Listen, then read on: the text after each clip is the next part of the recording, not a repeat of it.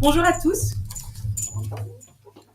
Au nom du collectif, nous sommes ravis de vous accueillir aujourd'hui et nous vous remercions énormément du fond du cœur d'avoir répondu présent à cette invitation, que ce soit planifié ou de dernière minute. Vraiment, merci pour votre présence.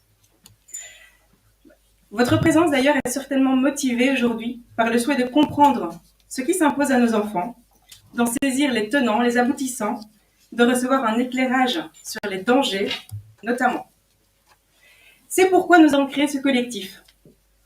Vous avez ici présents les membres fondateurs du collectif. En tout cas, ce qui nous a motivés la première fois à nous rassembler, c'est ce genre de questions, ce genre de préoccupations. Et nous étions chacun chez nous à se poser 1000 questions et nous étions se regrouper. Et donc, n'hésitez pas à venir trouver chacun de nous, enfin chacun d'eux, parce que moi je ne serai plus là malheureusement. Si vous souhaitez nous rejoindre également et être plus actifs dans les actions que nous menons, dans les conférences que nous planifions, parce que nous avons vraiment besoin d'aide pour nous faire connaître et pour diffuser le message que parents, grands-parents, vous n'êtes pas seuls. Vraiment. C'est très très important. Donc cette conférence et ce collectif a été créé pour comprendre les dangers de l'EVRAS, récolter de nombreux témoignages sur les dérives qui se font dans les écoles, soutenir les parents qui se rendent compte qu'il y a un réel danger, mais qui, à cause de la propagande, se sentent seuls face à l'évidence que quelque chose ne va pas.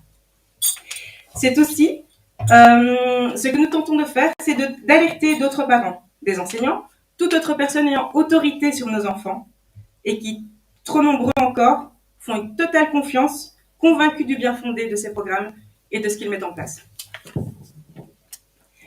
Aujourd'hui, nous avons le plaisir de recevoir Marion Sigaud, historienne venue de France et qui partagera ses connaissances et ses recherches sur le thème qui nous rassemble aujourd'hui, l'EVRAS dans les écoles. Son point de vue d'historienne nous aidera à comprendre d'où vient cette volonté d'imposer cette éducation sexuelle et vers quel danger cela nous mène. Après cette conférence, un temps vous sera laissé pour poser vos questions et éventuellement soulever différentes remarques. Alors, certains d'entre vous l'ont déjà fait et déjà merci à tous. Mais voilà, nous sommes un collectif, on n'a aucun subside, comme vous vous en doutez très probablement.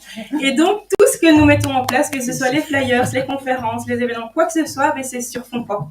Voilà, si vous souhaitez nous aider autrement que par votre présence, par l'organisation, par la mobilisation, par quoi que ce soit, que vous n'avez pas le temps, et c'est tout à fait OK, que vous souhaitez quand même nous soutenir un petit peu, mais on a installé des petites télés, enfin une petite et une grande. Voilà, choisissez celle que vous voulez. La grande, c'est pour moi. Voilà, donc chacun à son niveau. Voilà, nous, on a vraiment le souhait de laisser toutes les conférences et tous les événements que nous organisons libres de participation, parce que c'est important de ne pas avoir de frein pour participer, pour recevoir ce genre d'informations. Mais donc voilà, chacun à votre niveau, à votre possibilité et à votre cœur, vous avez la possibilité de nous soutenir dans nos actions également, financièrement. Nous vous remercions et très bonne conférence avec Marion Sigaud. Merci.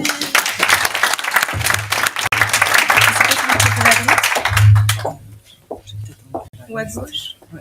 Je ne sais pas si la voix porte assez, on n'aura pas besoin. Mais... Je sais pas. Non, en général. Là, si jamais, il suffit de basculer vers le haut. Merci beaucoup. C'est mieux.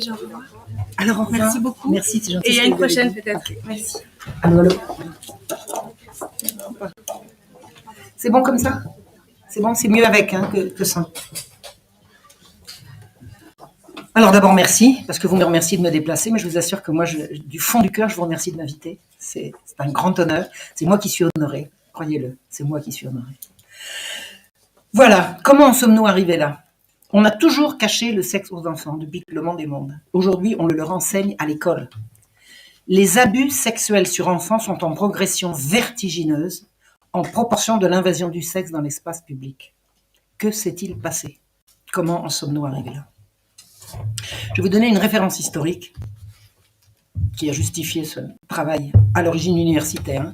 C'est à partir de mon travail universitaire, c'est un DEA, ce qu'on appelle un Master 2 aujourd'hui. J'ai découvert que la prise en charge des gens qui ont perdu leurs moyens de subsistance par la guerre, c'était le cas le plus courant, a été organisée au milieu du XVIIe siècle, qui est le siècle de Louis XIV, Louis XIII, Louis XIV, par une association secrète de notables. Ces notables ont fondé l'hôpital général, qui était un lieu de renfermement, comme on disait à l'époque, des pauvres. Ils se sont présentés comme voulant rétablir l'ordre et secourir les nécessiteux. Alors l'ordre, parce que les pauvres qui mendient de façon agressive dans les rues, ça dérange les gens qui passent, et secourir les nécessiteux, parce qu'il y avait malgré tout des vrais nécessiteux au milieu des gens qui faisaient semblant. Donc c'est une organisation autonome de gens qui se cooptent et ne toléreront jusqu'à la fin aucune ingérence extérieure dans leur organisation. Ce qui est déjà a priori suspect. Pour faire le bien, pourquoi vous cachez-vous? Même le roi, en l'occurrence Louis XIV au départ et ensuite Louis XV à l'arrivée, aura du mal à savoir ce qui se passe à l'hôpital général. Les pauvres y ont été retirés à la bienveillance des communautés, c'est-à-dire des villages et des villes d'où ils étaient originaires, et de l'Église qui faisait de son mieux localement. C'est-à-dire qu'à partir de l'hôpital général, l'Église n'a plus le droit de s'occuper des pauvres. Ce sont les notables qui s'en chargent. Une fois que les pauvres et leurs enfants sont mis à l'écart de la surveillance et des communautés et de l'Église, eh bien, tout est possible et tout va se passer. Tout aura lieu. J'ai découvert un gigantesque trafic d'enfants qui a duré au moins 100 ans sous la royauté et qui n'a jamais été ni dénoncé ni terminé. Depuis la création de l'hôpital général jusqu'à sa fin, la fin de l'hôpital général, c'est la Révolution française, il y a un gigantesque trafic d'enfants qui n'a jamais été dénoncé, sauf par moi, en 2008. L'institution était royale, mais le roi ne pouvait pas aller voir ce qui s'y passait. En mai 1750, des enlèvements d'enfants dans les rues ont suscité un soulèvement d'une rare intensité. Paris s'est retrouvé en état de siège. C'est ce que j'ai appelé la Marche rouge. Alors, en hommage, devinez à qui? À la Belgique, qui a connu sa Marche blanche. Et comme j'étais très au fait de ces choses-là, j'avais déjà entendu parler de la Marche blanche quand j'ai repris mes études et que j'ai pu étudier tout ça. Donc j'ai appelé la révolte des parents de 1750 la Marche rouge parce que celle-là a été sanglante, alors que celle de Charleroi et voilà, ça a été parfaitement pacifique. Alors, ah oui, j'ai oublié de vous dire une chose, c'est que quand les pauvres ont été retirés à la surveillance à la bienveillance des communautés, des enlèvements de pauvres dans les rues ont eu lieu. Alors, je ne vous parle pas des enlèvements d'enfants, mais des enlèvements de pauvres. Et la population française y a résisté jusqu'au bout. Jamais la police n'a pu tranquillement rafler des mendiants sans recevoir des tessons de bouteilles. Il y en a qui ont reçu des marmites envoyées par les fenêtres. Enfin, la population française, parisienne en l'occurrence, parce que c'est beaucoup à Paris que ça s'est passé, a énormément résisté à cette organisation inhumaine qui venait rafler les mendiants dans les rues sous prétexte d'ordre public. Donc la population n'a jamais été d'accord. Donc, revenons au fonctionnement de l'hôpital général. Le roi n'a jamais pu voir ce qui se passait à l'intérieur de l'hôpital général. Et l'indignation populaire au moment de ce que j'ai appelé la Marche rouge a été totale. Et l'indignation s'est retournée contre le roi. Alors que le roi, honnêtement, j'ai bien étudié la chose, il n'était même pas au courant de ce qui se passait. Mais c'est lui le chef, donc c'est lui qui va prendre l'impopularité.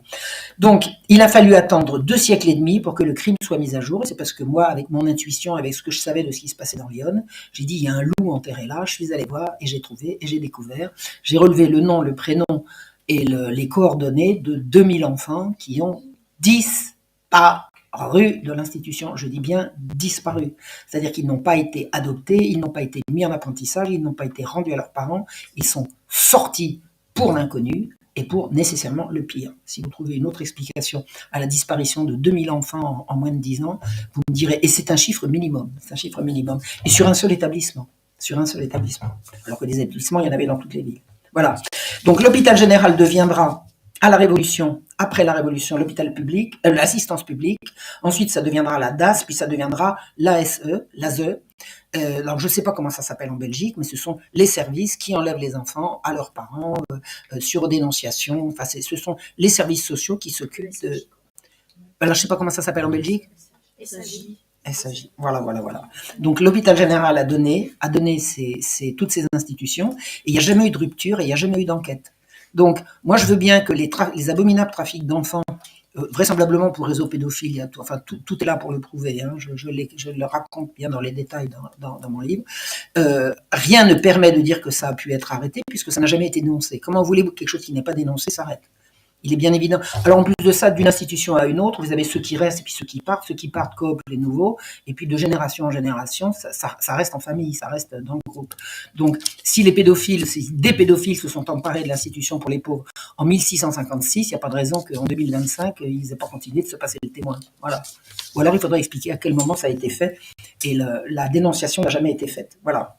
Donc, à l'heure actuelle, je ne sais pas comment ça se passe en Belgique, mais en France, j'ai suffisamment d'alertes et d'alarmes à ce sujet. Je peux dire que la même institution qui retire les enfants à leurs parents et qui alimente les réseaux pédocriminels comme il le faisait il y a 250 ans. Voilà. Alors, aujourd'hui, que se passe-t-il aujourd'hui?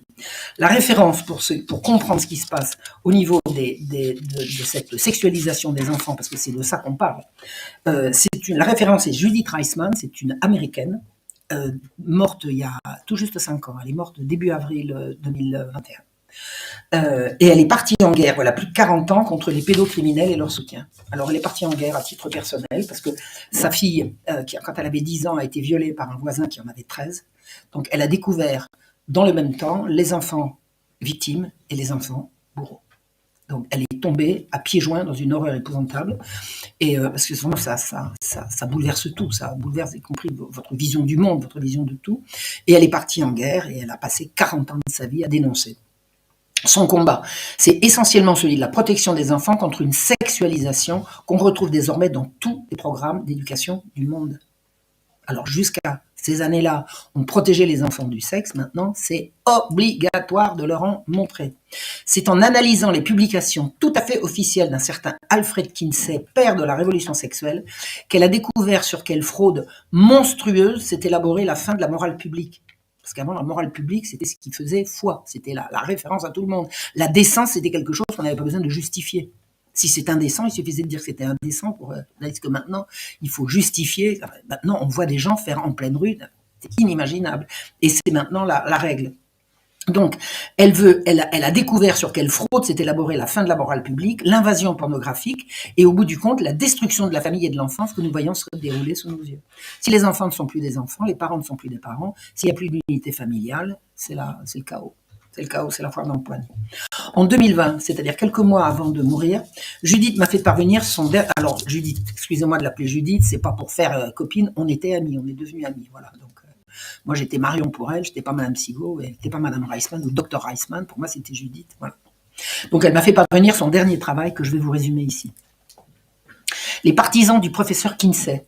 Alors Kinsey, il était spécialiste des guêpes, entomologiste, donc il n'avait rien à voir avec la sexualité humaine. Donc s'il a été choisi pour faire cette révolution, c'est qu'il faisait partie d'un réseau d'emblée. D'emblée, on se coopte entre comparses pour ce genre de choses. Donc les partisans du professeur Kinsey ont fait à croire que les observations qu'il a faites sur les enfants et dont on se sert depuis pour prétendre qu'ils ont droit à une vie sexuelle.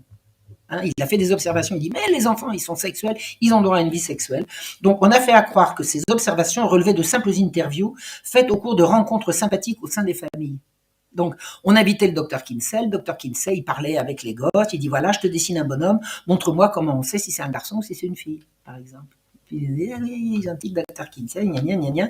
Or, il est avéré, il n'y a pas de doute à ce propos, que des centaines d'enfants, dont certains n'avaient que quelques mois, ont été, par Kinsey et ses sbires, attachés, dénudés, masturbés et ou sodomisés. Leurs pleurs, leurs hurlements, leurs évanouissements ont été qualifiés d'orgasmes. Kinsey a utilisé pour ces séances abominables les services d'un pédophile notoire. Ce sont ces séances de viol qui ont servi aux observations de ces faux savants et vrais pervers.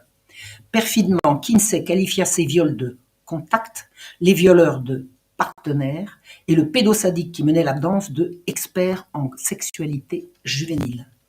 Il n'y a aucun doute sur la réalité qui se cache derrière ces euphémismes. Ce sont des expériences criminelles qui en servent encore aujourd'hui de référence aux grandes agences de l'ONU et à l'OMS dont on se sert pour vous imposer les fameux programmes, qui servent encore aujourd'hui à toutes ces agences pour nous imposer la sexualisation des enfants et le mensonge récurrent qui dit « les enfants sont sexuellement éveillés dès la naissance ». Il n'est pas douteux en lisant attentivement ses propres rapports que les orgasmes dont il parle sont en fait des réactions de d'épilepsie qui ont pu être décrites. Il n'est pas douteux non plus qu'une peur intense puisse déclencher des réactions physiologiques analogues à celles de l'excitation sexuelle. Un observateur normalement constitué peut-il confondre une crise d'épilepsie avec un orgasme? Des pleurs, des hurlements et des tentatives de fuite avec une montée du plaisir. Kinsey, sadomasochiste lui-même, il en est mort. Ce sont les conclusions de ce malade qui servent de référence à tous les cours qu'on vous impose dans les écoles. Il n'y a pas d'autre référence que ça. La réalité est celle-ci, des centaines, voire des milliers d'enfants captifs ont été torturés par un maniaque doté d'un membre énorme pour fournir à un faux savant psychopathe des fausses données destinées à bouleverser le monde. Voilà quelle est l'origine de l'éducation à la sexualité dans les écoles, dans toutes les écoles de Belgique, de France et du monde. D'où venaient ces enfants? Qui étaient-ils? Comment ces criminels ont-ils pu procéder ainsi en toute impunité sur des centaines et des centaines d'individus sans jamais être arrêtés ni poursuivis? De fait, Kinsey participait à des programmes tout à fait officiels et il a eu accès aux enfants observés par les hôpitaux Rockland de New York et Greystone du New Jersey. Ces deux établissements publics étaient largement subventionnés par l'Institut Rockefeller et leurs expériences furent faites sous la houlette de l'Université de Columbia. Il s'agissait de programmes d'études sur le fonctionnement du cerveau. Rockefeller finançait, l'université supervisait et l'hôpital fournissait les cobayes humains. Il est avéré que les patients dont on a prétendu vouloir observer les troubles psychiques étaient pour la plupart parfaitement sains d'esprit, que les méthodes utilisées pour pénétrer leur cerveau peuvent être simplement qualifiées de torture. Des adultes et des enfants diagnostiqués agressifs ou hyperactifs, âgés de 5 à 12 ans, prenez votre souffle, ont eu le cerveau ouvert et nombre d'entre eux ont été lobotomisés sans aucun contrôle extérieur. La chose est si vraie qu'en 1995, le président Clinton a reconnu qu'en 50 ans, 4000 expériences de ce type avaient été pratiquées sous la protection de la CIA et il a même présenté des excuses. Comment les pouvoirs publics ont-ils pu couvrir des activités qui violaient non seulement le serment d'Hippocrate, mais toutes les normes médicales internationales et même le code de Nuremberg, pourtant reconnu par les États-Unis d'Amérique? C'est sur ces rats humains de laboratoire que Kinsey a choisi ses proies dont il avait besoin pour ses démonstrations fallacieuses qui servent aujourd'hui à établir les normes d'éducation sexuelle obligatoires à l'école. Des rescapés de ces horreurs ont témoigné, et c'est notamment par l'inlassable travail de recherche de Karen Wetmore qu'on peut comprendre ce que fut le programme de contrôle mental ou le mind control, qu'on reconnaît par le sigle MK, réalisé par la CIA avec la pleine coopération des instances médicales américaines.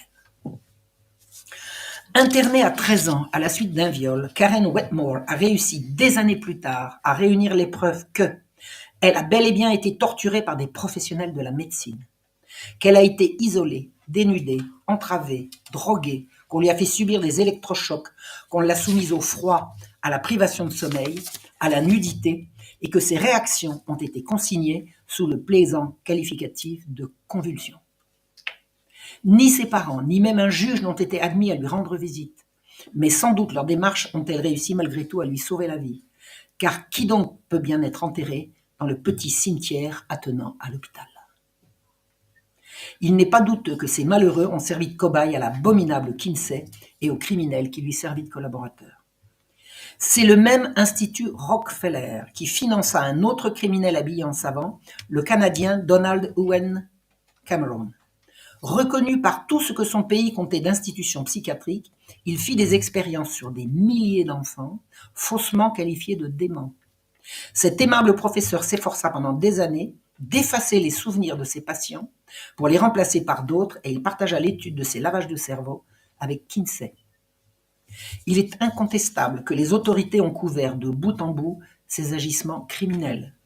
À l'origine de l'intérêt des autorités pour ces recherches, la CIA, qui était désireuse de pouvoir programmer des agents ennemis ou les siens propres à faire ce qu'on leur demande de faire sans regimber, c'est-à-dire le contrôle mental à distance, dont vous avez probablement entendu parler.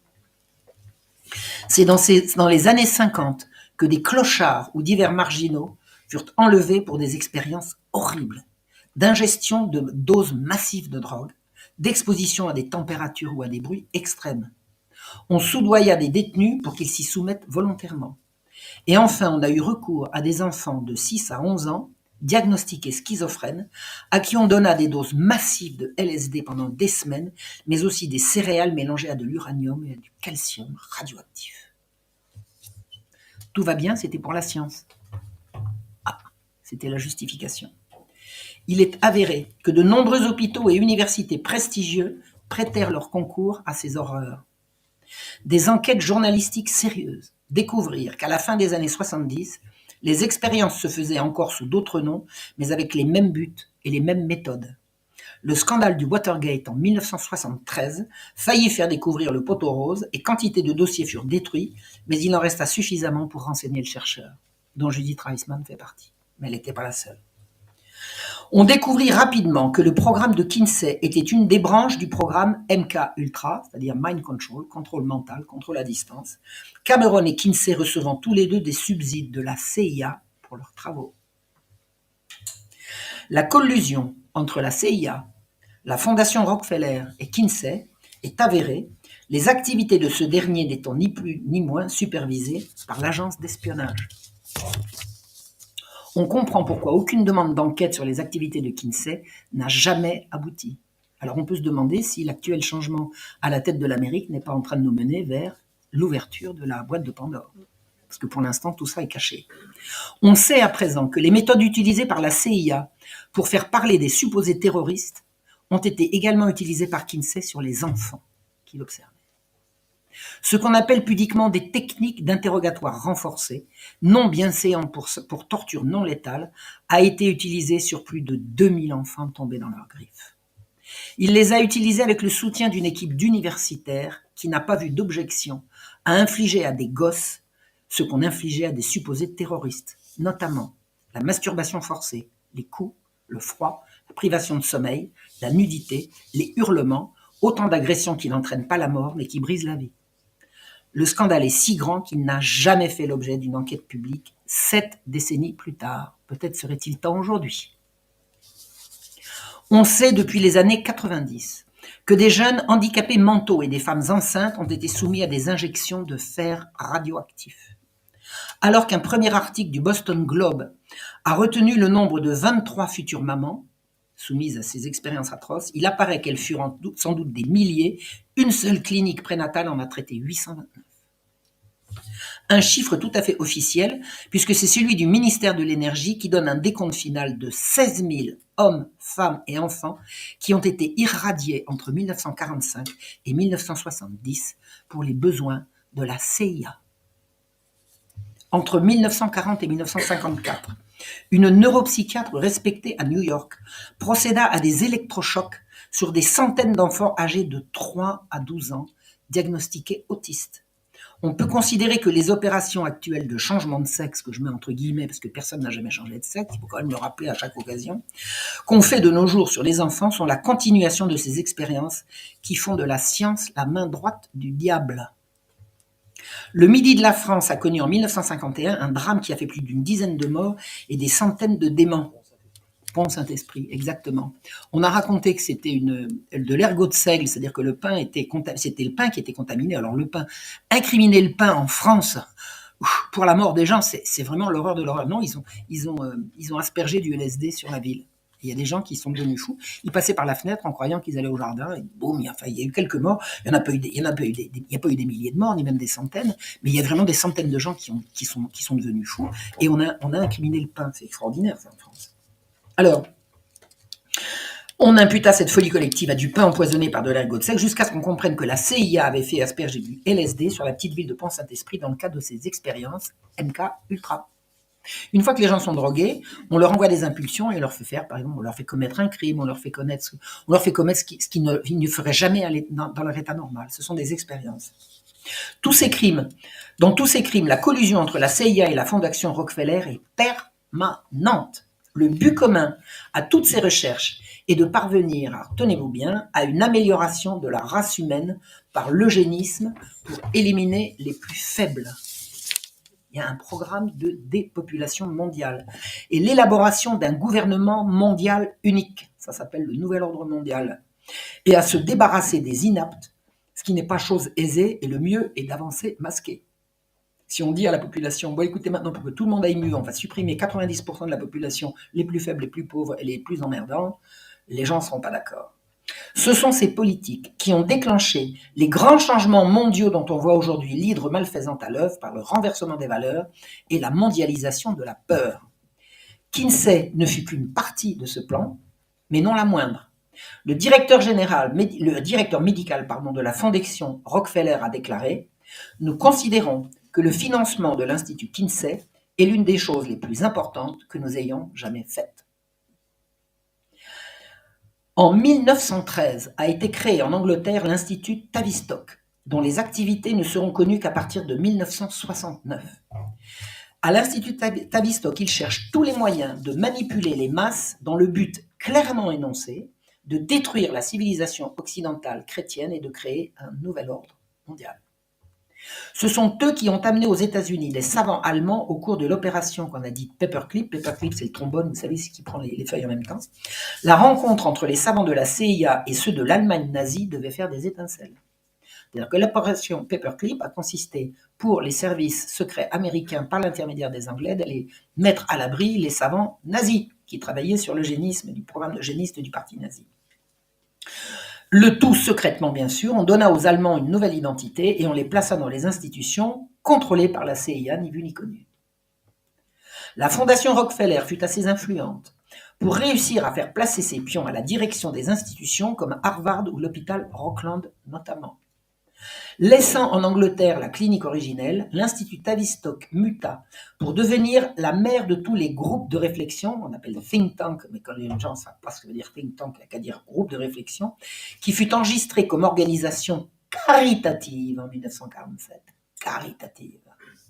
Elle s'offrit les services directs ou indirects de noms devenus prestigieux de Freud, Jung, Barnes, Adler ou de l'écrivain Aldous Huxley qui a déclaré en 1962, écoutez bien, « Nous sommes en train de développer toute une série de techniques qui permettront à l'oligarchie de contrôle qui a toujours existé et existera vraisemblablement toujours, d'amener les gens à aimer leur servitude. » Le but est donc bien notre asservissement et toute la technique consistant à nous la faire accepter. Car pour comprendre que son roman « Le meilleur des mondes », est-ce que quelqu'un n'a jamais entendu parler du meilleur des mondes? Tout le monde en... Ça n'est pas un cauchemar, c'est un programme qui se déroule. Bien que lié à la CIA, la fondation Rockefeller collabora avec Staline et avec Hitler pendant toute la guerre, y compris après l'entrée en guerre des États-Unis. Cofondatrice de l'Institut psychiatrique à Munich en 1925, la fondation Rockefeller continua sa collaboration pendant toute la guerre en direction d'une spécialité nouvelle, l'eugénisme psychiatrique destiné à la purification, l'hygiène et l'amélioration raciale. Ça, c'est côté Hitler. Alors, Rockefeller, Hitler, Rockefeller, vous avez compris? Maintenant, côté Staline, les mêmes années, en 34-35, pardon, la fondation Rockefeller participa au financement d'un programme d'études du cerveau des jumeaux que l'Union soviétique développait à l'Institut de génétique de Moscou. À ma droite, Hitler, à ma gauche, Moscou, Staline, et les mêmes, l'Institut Rockefeller. Ces travaux serviront en 1937 à Kinsey, partisan déclaré de l'eugénisme positif, auquel il ajoutait l'eugénisme négatif, puisqu'il prôna la stérilisation d'au moins 1/10 de la population. Alors, eugénisme d'élimination, on y élimine les inaptes, et eugénisme de construction, on fabrique une race de supérieurs, on fabrique une race de seigneurs. On trouve chez Kinsey tous les principes du programme d'ingénierie sociale préconisé par les eugénistes. Ils voulaient, 1, la destruction de la religion. C'était obsessionnel chez ces gens-là. Supprimer la religion. Encouragement de la licence sexuelle. Tous azimuts. Le sexe, on a un sexe pour jouer avec. Vous avez un sexe, c'est pour jouer avec. Amusez-vous. Faire des bébés, on fera ça en éprouvette, laissez tomber. C'est une activité de loisir. C'est ça qu'ils ont insufflé. Ils ont fait des campagnes de stérilisation des inaptes, c'est-à-dire des plus pauvres. Pour ces gens-là, la pauvreté est une tare. Donc, c'est pas la pauvreté qu'on supprime, c'est les pauvres. Ça ressemble d'ailleurs au programme de l'hôpital général, singulièrement. Et leur élimination allant de pair avec la création d'une banque de sperme des élites. Ces aimables philanthropes contribuèrent à créer les grandes agences de l'ONU, comme l'UNESCO, dont la tâche fondamentale fut ainsi définie par son premier directeur, Julian Huxley, frère de Aldous Huxley, donc Aldous Huxley, le meilleur des mondes, et Julian Huxley, créateur, fondateur de l'UNESCO, dont il a dit « L'UNESCO doit aider à l'émergence d'une culture mondiale unique, avec sa propre philosophie, son propre fond idéologique, avec son propre objectif général. C'est la première fois dans l'histoire que l'on dispose d'un échafaudage pour l'unification mondiale et des mécanismes pour l'atteindre. » Julian Huxley était président de la Société eugénique britannique, alors vous avez compris, supprimer les pauvres et fabriquer une race de seigneurs, membre de la Fédération mondiale pour la santé mentale et surtout président d'une association pour la promotion du droit à l'avortement. Eugénisme, avortement, avortement, eugénisme. On voit comment ces combats des années 40 et 60 sont aujourd'hui victorieux. On retrouve les Rockefeller et leurs affidés dans la création du Conseil des relations extérieures, l'Institut Tavistock, les Nations Unies, le Conseil de la population, le groupe Bilderberg, le Club de Rome, le Club de la trilatérale. Alors qu'ils placent leurs pions partout, ils apparaissent néanmoins comme des donateurs philanthropiques. Il est inutile de reprocher aux Rockefeller de conspirer, ils en sont fiers. En 2002, David Rockefeller a écrit « Certains nous qualifient, ma famille et moi, d'internationalistes qui conspirent avec d'autres dans le monde entier pour construire une structure politique et économique mondiale plus intégrée, un seul monde si vous voulez. Si telle est l'accusation, je suis coupable et j'en suis fier. » Et en 1950, James Warburg, membre du CFR, c'est-à-dire le Conseil le Conseil des relations extérieures, des relations, oui c'est ça, external, il faut le dire en anglais, a déclaré à la Commission sénatoriale des relations étrangères, nous aurons un gouvernement mondial, que cela plaise ou non. La question est seulement de savoir s'il sera obtenu par la conquête ou par le consentement. Pour ce qui est du consentement, c'est sur nous qu'on compte pour que ça ne passe pas. Nicolas Sarkozy a dit quelque chose d'approchant et Jacques Attali passe son temps à le répéter. La population mondiale n'acceptera ce programme que si elle le croit bon et il faudra le contrôle total des médias pour l'en persuader. Jamais de tels crimes perpétrés à une telle échelle n'auraient été possibles si les populations concernées avaient été consultées ou simplement informées de ce qui se passait. Il a fallu donc les cacher et pour les cacher, il a fallu avoir le contrôle total sur les médias. C'est chose faite. Contrôler les médias ne consiste pas seulement à détenir l'information, mais également à créer l'opinion. Faire croire que Kinsey fut un scientifique sérieux fut donc indispensable pour faire accepter ses mensonges. Toute la presse fut complice et Rockefeller avait la main dessus. En 1914, la société Rockefeller a fait appel à la Garde nationale du Colorado aux États-Unis pour briser une grève dans une mine. À l'origine, Rockefeller, ce sont des sociétés industrielles, ce sont des sociétés minières. Pour échapper aux balles, les familles des mineurs se réfugièrent dans des caves qu'elles avaient creusées sous les tentes qui leur servaient d'abri. La troupe a été lancée, elle a arrosé les tentes avec du kérosène, elle y a mis le feu. On retira 25 cadavres, dont ceux de 11 enfants. L'indignation souleva le public contre les Rockefeller, qui cherchèrent comment réparer les dégâts. Un conseiller en relations publiques conseilla une contrition et des excuses publiques.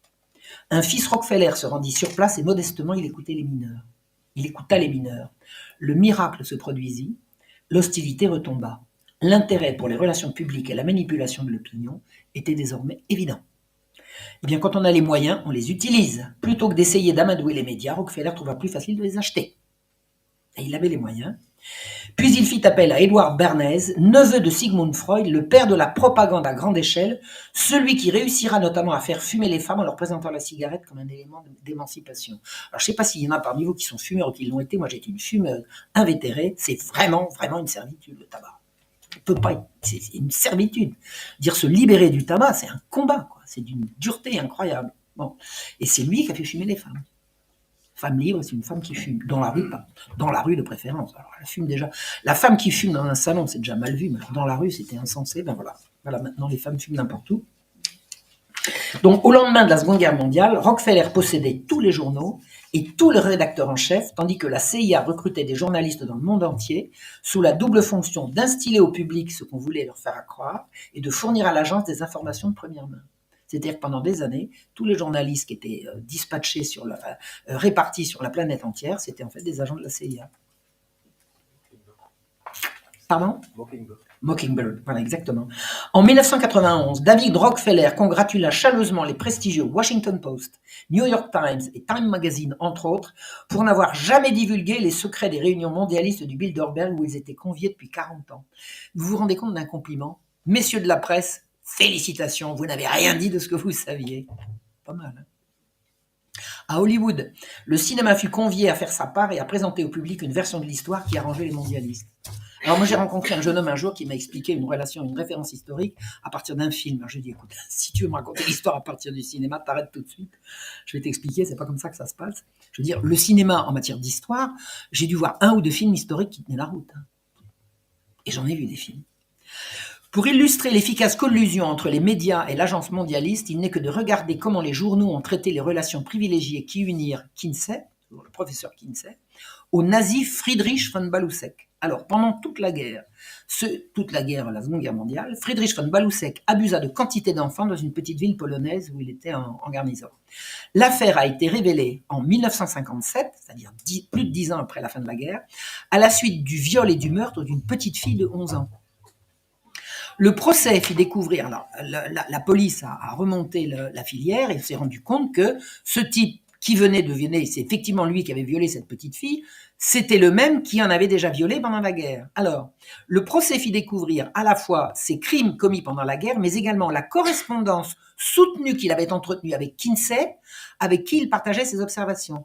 C'est-à-dire que le gars, pendant toute la guerre, en Allemagne, en Pologne, il violait des petites filles, et pendant toute la guerre, il écrivait en détail tout ça à Kinsey, qui lui répondait « Continuez, monsieur, ça m'intéresse ». Parce que Kinsey, il faisait des observations sur la sexualité, notamment des enfants. Et la sexualité des enfants, vue par un pédophile, il trouvait ça très bien. Vous avez compris. Aussi incroyable que cela puisse paraître, le fait est là, alors que la presse allemande se souleva d'indignation en découvrant la collusion entre le pédophile nazi et le chercheur américain, la presse américaine réussit à ne pas en souffler mot et l'affaire réussit à ne pas souffler mot de l'affaire et elle continua comme devant à promouvoir le bon docteur. C'est-à-dire qu'en Allemagne, occupée par l'Amérique, tout le monde savait que Kinsey avait correspondu avec un nazi pendant la guerre, un nazi pédophile pendant la guerre, et en Amérique, personne ne le savait. Et ça, c'était avant Internet. Parce qu'aujourd'hui, ça aurait fuité. Le contrôle de la CIA sur la presse fut à ce point efficace. Comme fut efficace le portrait lisse et bienveillant que le public perçut de Kinsey. C'était un bon époux, bon père, un savant désintéressé qui répondit de son mieux aux interrogations angoissées de ses étudiants au sujet de l'amour. Ah, docteur, professeur, racontez-nous, comment fait-on, comment faut-on faire, qu'a-t-on le droit de faire, qu'est-ce qu'il faut penser, qu'est-ce qu'il faut... Alors que, dans la réalité, Kinsey fut un eugéniste obsessionnel, un pédocriminel de masse, un raciste, un misogyne, un masturbateur compulsif, je répète, il en est mort, et un producteur et interprète de films pornographiques tournés dans son grenier ou dans des salles très hautement insonorisées de son institut, pour pas qu'on entende les cris de douleur, parce que tout ça, c'était Sado, Mazo et compagnie. Kinsey était si imprudent dans ses frasques, connu de toute son université et de la Fondation Rockefeller et de la CIA et du FBI, bref de tout le monde, qu'il aurait dû 20 fois tomber dans l'opprobre. Mais jamais le public n'en a rien su. Et même sa mort fut présentée comme sereine alors qu'il succomba aux conséquences de ses vices. Un film tourné en 2004 le présente sous les traits de Liam Neeson comme cet Américain moyen, conservateur, avec cheveux en brosse et nœuds papillons, flanqué d'une épouse qui tricote au point du feu. Bien loin des orgies sadomasochistes auxquelles ils se livrèrent tous les deux avec tous leurs collaborateurs. Il y avait des orgies là-dedans et ils ont tout filmé. Et tous les films sont à l'Institut Kinsey.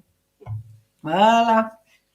Comme un seul homme, les médias dans leur ensemble, presse écrite, parlée et bientôt audiovisuelle, ont vendu le pervers comme un homme de science et fait gober un discours aussi abominable, dangereux que celui qui prétend que ce sont les inquiétudes des parents qui traumatisent les enfants et pas les attouchements des pédophiles. Vous avez entendu ou je répète ? Pourtant, les critiques n'ont jamais manqué du vivant de Kinsey, mais il aura suffi que le grand public n'ait pas accès à ces critiques pour que le mythe se perpétue. Il y a toujours eu des gens qui ont su la vérité, mais ils n'ont pas atteint le grand public. Et si on veut que ça change, c'est le grand public, c'est-à-dire c'est le peuple qu'il faut toucher. Moi, c'est le peuple que je vise. D'ailleurs, ma façon de parler, parler avec un langage clair. Il faut parler le langage que les gens comprennent, à la fois le langage du cœur et le langage des mots simples. Des critiques pertinentes et percutantes furent publiées et mises immédiatement sous le boisseau. Aujourd'hui encore, la révolution sexuelle qu'il déclencha de façon si criminelle fait la fierté de la Fondation Rockefeller. Alors que ces rapports ont servi à faire déferler sur le monde un tsunami de pornographie, de violence et de perversion sexuelle en tout genre, la Fondation appose fièrement son logo sur la ridicule échelle de Kinsey avec ce titre « Financer la révolution sexuelle, le rapport Kinsey signé Rockefeller ». Ils en sont fiers. Pendant toutes les années où il opéra à l'université, Kinsey a eu en sa possession les confidences écrites de tous ses collaborateurs dont pas un n'aurait osé regimber. Kinsey aurait pu faire connaître au public leur homosexualité cachée ou leur frasque extra-conjugale. Tenir les secrets d'alcôve de quelqu'un, c'est le tenir tout court. Et Kinsey tenait tout le monde. De même, Cameron, son confrère du Canada, qui a fourni à quelques hauts fonctionnaires pédophiles la libre disposition des enfants dont il usait par ailleurs. Une des explications du flux continu de subventions qui tombèrent sur ces recherches diaboliques est à trouver là. Ils prennent des gens importants ou en passe de devenir importants, ils les font coucher avec des enfants, ils les filment et ils les tiennent et ils les balancent sur la scène politique mondiale. Le pot de miel. Pardon ? Le pot de miel. Ah, exactement. Or, Kinsey et Cameron étaient entre les mains à la fois de la Fondation Rockefeller et de la CIA, qui ont pu tenir ainsi à leur tour tous les rouages de l'administration, qu'on aurait voulu démocratique. De fait, l'administration américaine glissa peu à peu entre les mains d'un véritable syndicat du crime, dans les mains desquels il est encore. Je crois qu'il y a du boulot en ce moment pour le faire changer de main, mais pour l'instant, il s'accroche encore, et qui tenait de quoi faire chanter tout le monde. Et c'est comme ça que ça tient. Connaissez-vous l'allocution que fit le président Kennedy le 27 avril 61 à l'Association américaine des éditeurs de journaux? Alors aujourd'hui, quand on dit des trucs comme ça, on se fait traiter de complotiste. À l'époque de Kennedy, on ne se fait pas traiter de complotiste, on prend une balle. Écoutez bien. Le simple mot de secret est inacceptable dans une société libre et ouverte. Nous sommes, en tant que peuple, intrinsèquement et historiquement opposés aux sociétés secrètes, aux serments secrets, aux réunions secrètes. Nous avons décidé il y a longtemps que les dangers de la dissimulation excessive et injustifiée de faits pertinents dépassent de loin les dangers que l'on cite pour les justifier. Nous sommes confrontés dans le monde à une conspiration monolithique et implacable qui repose essentiellement sur les moyens secrets pour étendre sa sphère d'influence, de l'infiltration plutôt que de l'invasion, de la subversion plutôt que des élections, de l'intimidation plutôt que du choix libre, des guérillas de nuit plutôt que des armées en plein jour.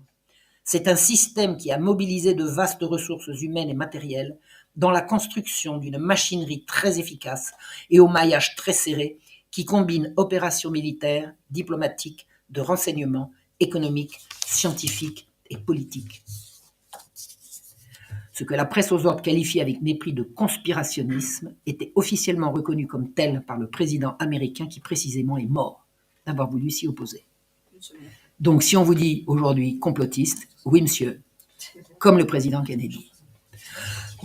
L'affaire Epstein illustre la façon dont les choses se passent.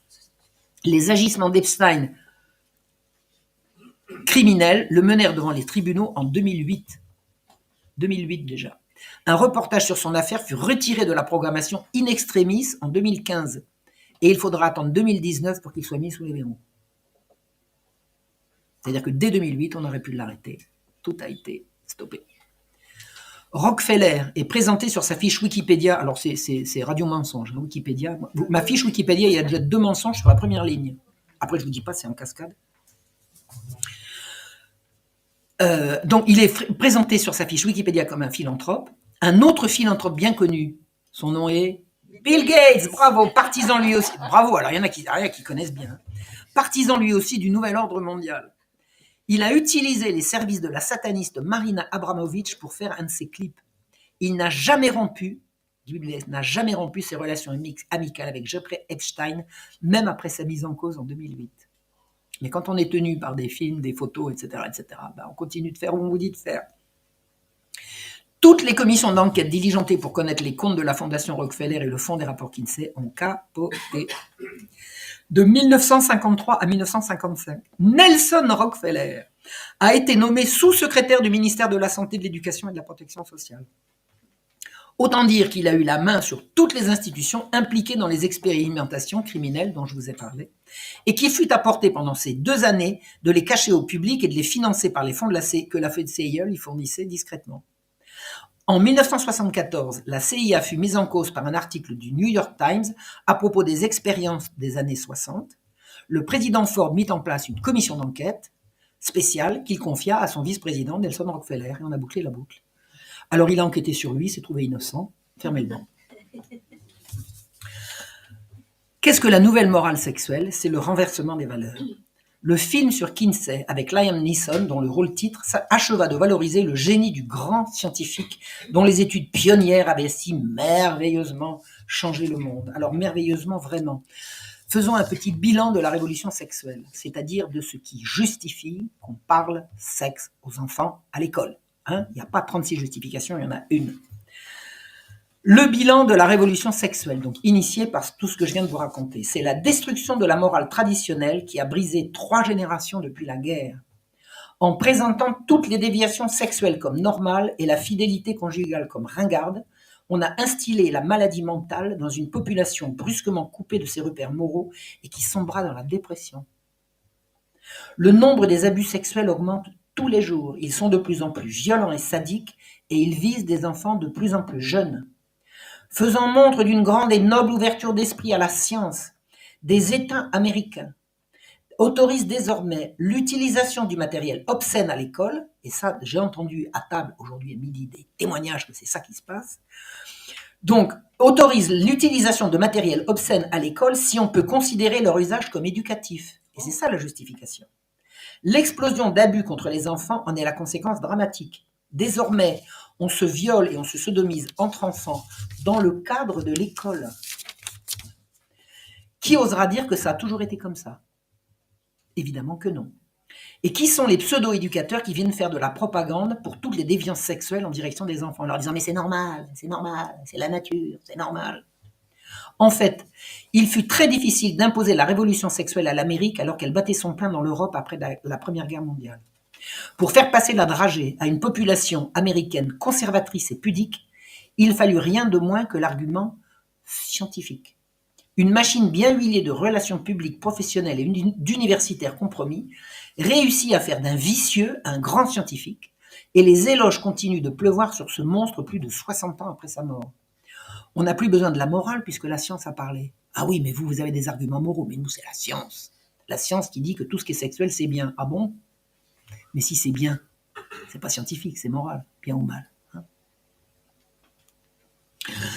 La promotion de la science au rang de critère absolu de la vérité et du bien, au lieu en place de Dieu, relégué au rang de superstition obscurantiste, ce qu'ont fait les Lumières pour faire passer le capitalisme sauvage, exige des scientifiques une honnêteté au-dessus de tout soupçon. Or, le monde scientifique a été corrompu par une lente infiltration des intérêts privés. Et diverses études ont montré que l'Amérique détient le triste record mondial de la publication scientifique frauduleuse. Il n'est que de voir le nombre de mensonges diffusés à l'occasion de la crise du virus. Je m'amuse. Le coronavirus. Pour comprendre que le monde entier lui a emboîté le pas et que le mensonge scientifique se diffuse partout et toute honte bue par le canal des médias. La bombe atomique sociale, que fut le rapport Kinsey, continue ses ravages avec l'aide d'une communauté scientifique muette et paralysée, et c'est au nom de la science que la pornographie et l'obscénité se déversent dans les écoles. A-t-on conscience que ce qu'on appelle les caricatures de Mahomet, vous avez connaissance de ce que c'était que les caricatures de Mahomet? C'est une abomination. Sont en fait des dessins outrageants et obscènes qu'on prétend avoir le devoir de montrer aux enfants. Aux États-Unis, l'invasion de la pornographie dans les écoles a reçu la caution des pouvoirs publics. Éduquer un enfant, c'est lui apprendre des limites. La révolution sexuelle de Kinsey sert à promouvoir toutes les transgressions et à valoriser la satisfaction de toutes les pulsions derrière le dos des parents considérés comme des oppresseurs.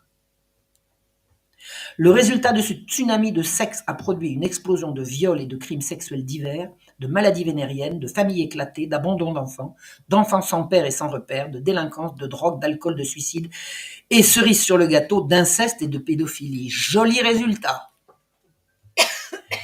Regardons, d'un côté, la chasteté avant le mariage, la retenue, le contrôle de soi et la fidélité conjugale. Et de l'autre, le monde dans lequel nous vivons. Lequel préférez-vous ? Un des aspects les plus sordides de l'escroquerie Kinsey est le gouffre qui sépare son image de ce qu'il fut. Le mensonge est énorme. Loin de prôner la liberté, Kinsey fut un harceleur et un violeur. Certains de ses étudiants en ont fait l'amère expérience. Alors qu'il plaida pour l'innocuité de la masturbation, et Dieu sait combien ces données sont reprises par des publications sérieuses, on sait qu'il mourut des excès auxquels il se livra en la matière. Je vous fais un dessin. Allez, petite image. Il enroulait une corde, il mettait une corde autour de ce que vous avez compris, il mettait une corde sur une poulie, il mettait un poids, il montait sur une chaise et il sautait.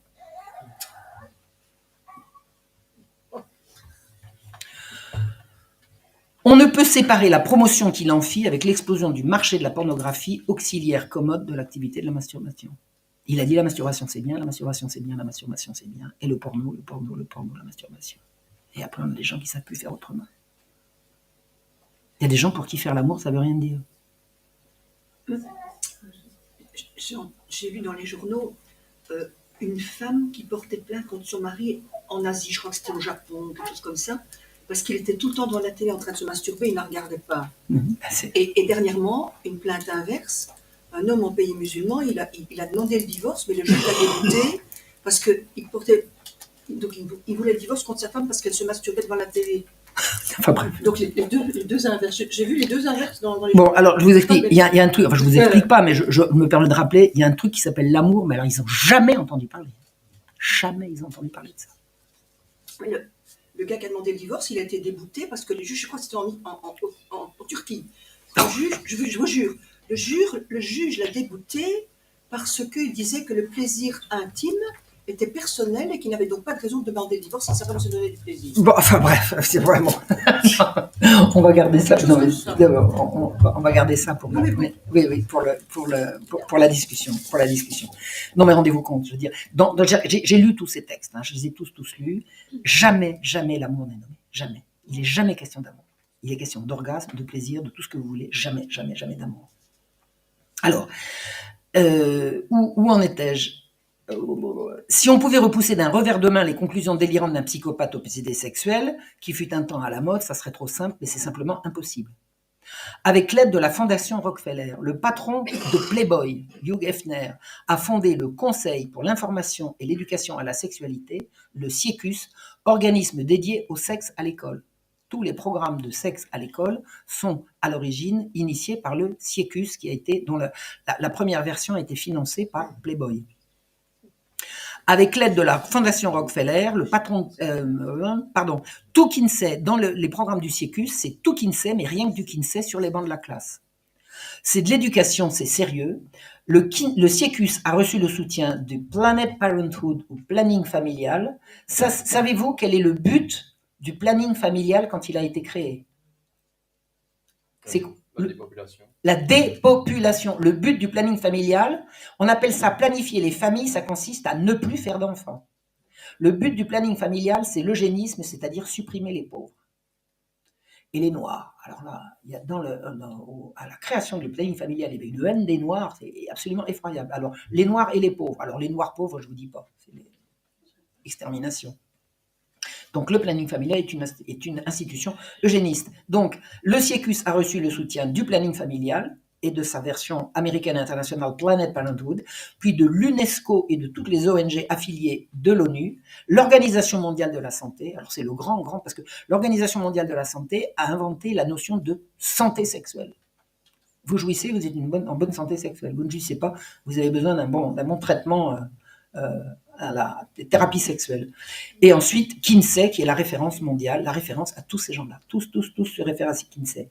Pas un étudiant en médecine qui échappe aux conclusions délirantes du maniaque de Bloomington, c'était le lieu de son université, dont le credo de base affirme que les enfants sont capables d'activités sexuelles dès leur naissance.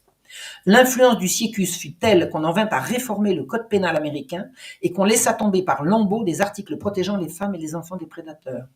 C'est par ce biais qu'on en vient à formuler la fameuse dérogation à la réglementation sur l'obscénité qui introduit le porno à l'école américaine, si on peut estimer que ça a une vertu pédagogique. Ce qui est en train de se passer avec les programmes chez vous et bientôt chez nous. Chez nous, c'est pour la rentrée de septembre. Des générations d'enfants sont gavés de sexe dès l'âge tendre, coupés de leurs racines morales et civilisationnelles, incités à remettre en cause l'autorité de leurs parents et habitués à croire que leur désir est leur droit. Ça, c'est la monstruosité. J'ai envie, donc j'ai le droit. Non. T'as envie, d'accord, retiens-toi, maîtrise-toi. Et là, on leur apprend que se maîtriser, c'est se frustrer, donc quand on a envie, on prend. Monstrueux.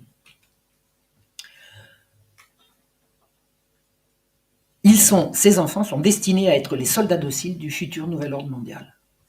Alors, le nouvel ordre mondial doit passer par Internet, qui, entre les mains d'experts en l'art d'obtenir le consentement des foules par le mensonge et le contrôle mental, sont en passe de entièrement dominer le monde. Ma chère Judith a écrit ça en 2021. J'avais fêté avec elle la première élection de Trump. J'ai passé l'élection de Trump en 2016 avec Judith au téléphone. Elle chantait, on dansait. Enfin, bref. Ensuite, la suite, elle l'a pas vue, puisque le triomphe récent, elle l'a pas vu. Elle est morte depuis, mais elle doit se retourner dans sa tombe, là, je suis sûr. Je suis sûr. Et donc, elle disait, ils sont en passe de gagner. Et moi, j'ai envie de lui dire, ma chère Judith, non, ils sont en passe de tout perdre, là. Mais tout le monde sur le pont. Ça se fera pas sans nous. Ça se fera pas sans nous, faut le savoir. Donc, l'argument fut le même que pour Kinsey, pour faire passer ce nouvel ordre mondial, c'est la science, la médecine, le savoir, la raison et la santé, qui sont tous utilisés à titre absolument mensonger. Oui, non, j'ai sauté une phrase. Oui, c'est ça. On a vu comment, quelques mensonges aujourd'hui dénoncés, on a pu, à l'échelle de la planète, arrêter, confiner, etc. Tout le monde. Je veux dire, ça c'était en passe de devenir. Et puis, alors, elle est morte pendant la crise du Covid, puisqu'elle est morte en 21. Elle est morte au début 21. À sa table de travail, elle était en train de travailler, puis pouf, elle est morte.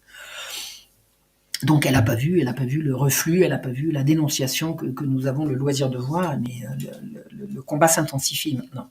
Donc, Alfred Kinsey a été une des chevilles ouvrières du programme de soumission des populations au nouvel ordre mondial préparé par Rockefeller et la CIA. C'est-à-dire que la révolution sexuelle est l'élément clé du renversement des valeurs, l'élément clé de l'asservissement. Ça passe par la révolution sexuelle et c'est à nous maintenant de renverser la chose, de faire tourner la chose en sens inverse. Le travail d'Alfred Kinsey a consisté à revêtir la destruction de la morale et de la famille d'une justification scientifique et le nomadisme sexuel le plus débridé d'une couleur libératrice. Alors que c'est désespérant, le nomadisme sexuel, c'est désespérant. En quelques décennies, les pseudo-travaux de cet escroc ont permis un développement inouï de l'industrie pornographique, la dépénalisation de quantité d'abus sexuels sur des populations de plus en plus jeunes, l'introduction du sexe à l'école et l'explosion du nombre d'avortements présentés comme un bienfait et un droit essentiel. Et ça ne s'arrêtera pas là si on laisse faire. Alors tout le monde sur le pont, mais vous y êtes là, sur le pont on y est. C'est sur la torture de milliers d'enfants qu'a été fondée toute la politique d'éducation sexuelle à l'école, promue par toutes les agences de l'ONU et reprise en compte par nos gouvernements successifs. Mais il ne faut pas croire que le but ultime de ces horreurs soit simplement la prédation sexuelle. Celle-ci n'est que l'instrument d'un but ultime qui est le gouvernement mondial qui ne se fera pas sans la destruction totale de la civilisation occidentale chrétienne. Par la séduction, le mensonge, la terreur, la manipulation de masse, le détournement de la recherche scientifique, des forces maléfiques qui haïssent l'amour et le don entendent nous faire accepter l'inacceptable et le trouver bon. Réveillons-nous.